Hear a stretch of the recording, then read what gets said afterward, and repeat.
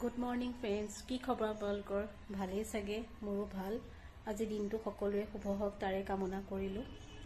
আজি মই নতুন এটা ভিডিঅ' লৈ আপোনালোকৰ ওচৰত আহিছোঁ। তো ভাল লাগিলে লাইক কমেণ্ট কৰিব। বলকচোন চাওঁ ভিডিঅ'টো। এয়া দেখিছেনে, আদাখিনি মই ভালকৈ বাকলি গুচাই ধুই ল'লোঁ। ধুই পেলাই মই আদাখিনি মিহি মিহিকৈ কাটি লৈছোঁ।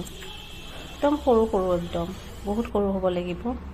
এই কাটি হৈ গ'ল, দেখিছে কিমান সৰু সৰু হৈছে। এতিয়া মই তাত নিমখ দিম 1.5 চামুচ।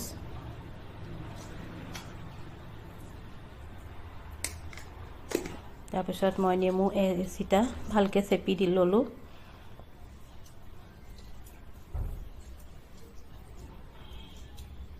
দেখিছেনে, ভালকৈ চেপি ল'লোঁ। চেপি লোৱাৰ পিছত মই গুটিখিনি ভালকৈ মিক্স কৰি ল'লোঁ, যাতে ভালকৈ গুটিখিনি মিক্স হয়।